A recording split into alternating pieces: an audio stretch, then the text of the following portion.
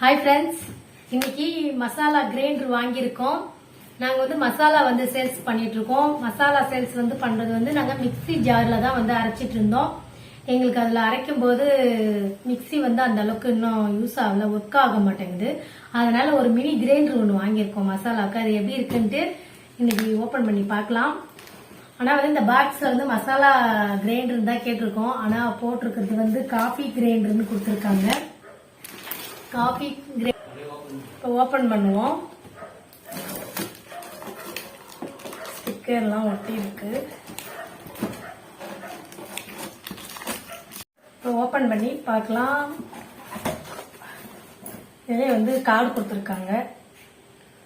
இதுக்கு வந்து menu card கொடுத்துருக்காங்க. ஒரு பாக்ஸ் கொடுத்துருக்காங்க.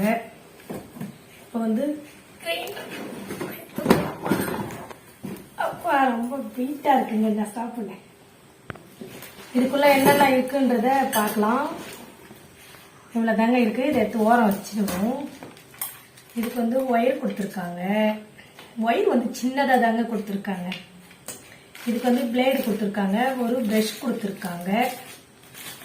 இது வந்து மசாலா வந்து இது உள்ள கிளீன் பண்றதுக்காக பிரஷ். இது 2 பிளேடு கொடுத்துருக்காங்க.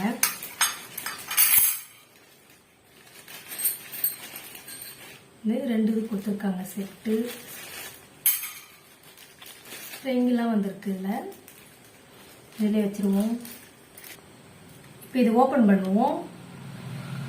ஆப்போசிட்ல வரணுங்க ஓப்பன் பண்றதுக்கு. இதுதான் ஓப்பனிங். இதுக்குள்ள வந்து சல்லாடை கொடுத்துருக்காங்க. இப்போ இதுக்குள்ள வந்து மிக்சி ஜாருக்குள்ள கொடுக்குற மாதிரி பிளேட் கொடுத்துருக்காங்க. இதுல வந்து இந்த அளவுக்கு தான் வந்து போட்டு அரைக்கணும் அப்படின்னு சொல்லியிருக்காங்க. இது வந்து 1/2 கிலோ அரைக்கிறது தான் வந்து வாங்கியிருக்கோம். ஆனா 1/2 கிலோன்றதுனால ஃபுல்லா போடக்கூடாதுன்னு சொல்லியிருக்காங்க. இப்போ இந்த கிரைண்டருக்கு வந்து நான் வந்து ஈர துணி வச்சு தொடச்சாச்சுங்க. தொடச்சிட்டு ஒரு காஞ்ச டவல் வச்சு தொடச்சி எடுத்திருக்கேன். இப்போ இதை எப்படி ஆப்ரேட் பண்ணலாம்னு பார்க்கலாம். இதுக்கு வந்து மஞ்சள் குங்குமம் வச்சு ஸ்டார்ட் பண்ண போறோம். இப்போ இந்த கிரைண்டர்ல வந்து நான் வந்து கருப்பு கவுனி அரிசி வந்து சேர்த்து அரைக்க போறேங்க. எப்படி அரைக்குதுன்னு பார்க்கலாம். நான் லைட்டா வறுத்து வச்சிருக்கேன். இப்போ இதுல சேர்த்துட்டு அரைப்போம். இந்த பிளேடு வந்து கொஞ்சம் மறையணுங்க, அந்த அளவுக்கு போடணும்னு சொல்லியிருக்காங்க. இப்போ அந்த அளவுக்கு நான் வந்து கருப்பு கவுனி அரிசி வந்து சேர்த்திருக்கேன். இது எப்படி பொடி ஆகுதுன்னு பார்க்கலாம். ஃபர்ஸ்ட் இந்த மூடியை போட்டு டைட் பண்றது எப்படின்றத நான் காட்டுறேன்.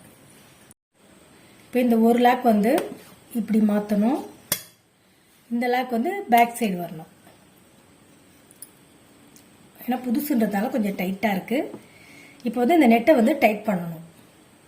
இப்போ இது வந்து டைட் பண்ணியாச்சுங்க. இந்த 2 போல்டுமே கீழே வந்து லைட்டா டைட் பண்ணிக்கணும், லூஸா இருக்கக்கூடாது. இப்போ வந்து பிளக்கை சொருவிடுவோம். ஏன்னா இதெல்லாம் வந்து போட்டு ரெடி பண்ணிட்டு தான் வந்து சொருவணும்னு சொல்லியிருக்காங்க பிளக்கு. இப்போ டைமர் வந்து வச்சுக்கலாங்க. போடுறதுக்கு முன்னாடி டைமர் வந்து வைக்கணும். இதுல 1ல இருக்கு. இப்போ வந்து 2ல வைக்கிறேன். 2, 3ல கூட வைக்கலாங்க. ஏன்னா வந்து கருப்பு கவுனி அரிசி வந்து நைஸா வருதா இல்லையான்னு தெரியாது. நான் வந்து 3ல வச்சிருக்கேன். இப்போ வந்து சுவிட்சை ஆன் பண்ண போறேன்.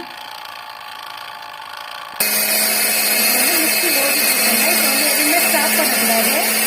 அதுவாகவே டைமர் வந்து முடிஞ்சு வரணும்.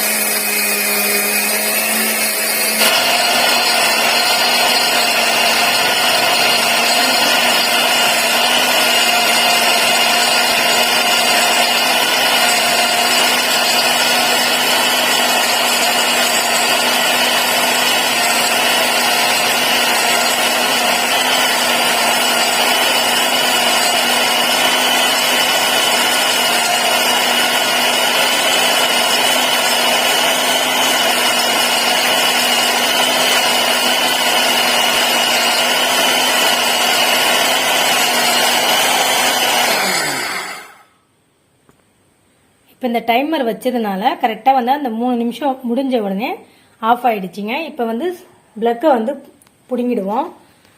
ஆஃப் பண்ணிட்டு பிளக்கை பிடுங்கிடணும். சூடு. இப்போ வந்து பேக்கில் எடுத்து விட்டுக்கலாம். இதையும் அதே மாதிரி ஃப்ரண்ட்ல இப்படி எடுத்து விட்டுட்டு ஓப்பன் பண்ணிடுவோம். சூப்பராக வந்திருக்குங்க மாவு. பாருங்க ரொம்ப நைஸா சூப்பரா வந்திருக்குங்க மாவு. கருப்பு கவுனி அரிசி இவ்வளோ நைஸாக வரும்னு நான் எதிர்பார்க்கவே இல்லைங்க. ரொம்ப ரொம்ப சந்தோஷமா ஹாப்பியாக இருக்குங்க. இது வந்து மசாலா அரைக்கிறதுக்கு தான் வாங்கியிருக்கேன். ஆனால் வந்து நான் வந்து மிக்ஸ் அந்த இதுக்குமே வந்து நான் போடலான் இருக்கேன். கருப்பு கவுனியில் வந்து இதில் இருக்கிறதெல்லாம் வந்து கை வச்சு தள்ளியாச்சுங்க. மீதி இருக்கிறத இந்த மாதிரி ப்ரஷ் வச்சு அவங்க ப்ரஷ் ஒன்று கொடுத்துருக்காங்க. இதை வச்சு க்ளீன் பண்ணிக்கலாம். க்ளீன் பண்ணி இதில் வச்சு போட்டுருவோம். இந்த பக்கத்தில் இருக்கிறத வந்து இப்போ கொஞ்சம் லூஸ் பண்ணிக்கலாம். லூஸ் பண்ணிட்டா இப்போ கொட்டுறதுக்கு வந்து வாட்டமாக இருக்கும். இப்போ இதை வந்து சாய்ச்சிக்கலாம். இதை வந்து இந்த மாதிரி டீஸ்பூனை வச்சு தள்ளிக்கலாம். தள்ளிட்டு அதுக்கப்புறம் அந்த ப்ரஷ் கொடுத்துருக்காங்கல்ல, அந்த ப்ரஷ்ஷால் இதை வந்து க்ளீன் பண்ணிடலாம். இதில் தண்ணி கிண்ணி வச்சு கழுவக்கூடாது, துடைக்கக்கூடாதுங்க. இந்த இது ட்ரை கிரைண்டர்ன்றதுனால இந்த மாதிரி ட்ரையாக செய்கிறதுக்கு மட்டும்தான் இது யூஸ் பண்ணிக்கணும். இப்போ வந்து நல்லா வந்து ப்ரஷ் வச்சு க்ளீன் பண்ணியாச்சுங்க. இப்போ ஓப்பன் பண்ணி பார்க்கலாம். இங்கே பாருங்கள். இப்போ இந்த ப்ரஷ் எல்லாம் ஃபுல்லாக இந்த இடுக்கெல்லாம் இருக்கிறதா வந்து துடைக்கிறதுக்கு தான் இந்த ப்ரஷ்ஷு. சூப்பராக வந்திருக்குங்க. இதில் எவ்வளோ கடினமான வந்து பொருளை போட்டாலுமே நல்லா அரையும்னு சொல்லியிருக்காங்க. இந்த மாதிரி நீங்களும் வீட்டில் ட்ரை பண்ணி பாருங்கள். எங்களுக்கு ரொம்ப பிடிச்சிருக்குங்க. நாங்கள் வந்து இனிமேல் நிறைய வந்து மசாலா தயாரிக்க போகிறோம். உங்களுக்கு தேவைப்படுறவங்க நான் வாட்ஸ்அப் நம்பர் கொடுக்குறேன். நீங்கள் வந்து ஆன்லைனில் கூட ஆர்டர் போடலாம். இல்லை நேரடியாக வந்து வாங்கணும்னு நினைக்கிறவங்களும் வந்து வாங்கிக்கலாம். பார்த்துட்டு கூட நீங்கள் மசாலா வாங்கிக்கலாம்.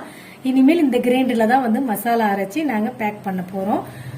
இந்த வீடியோ வந்து உங்களுக்கு இந்த கிரைண்டர் வந்து உங்களுக்கு தேவைப்படும் இல்லை உங்களுக்கு வேணும்னா இந்த கிரைண்டரை பற்றின டீட்டெயிலும் நான் வந்து டிஸ்கிரிப்ஷனில் கொடுக்குறேன், பாருங்கள். இப்போ இந்த வீடியோவை லைக் பண்ணுங்க, மறக்காம சப்ஸ்கிரைப் பண்ணி பெல் ஐக்கானை கிளிக் பண்ணி ஆள் கொடுத்துருங்க. தொடர்ந்து உங்களுடைய ஆதரவை எனக்கு கொடுத்துக்கிட்டே இருங்க. அடுத்த வீடியோவில் சந்திக்கலாம். பாய்.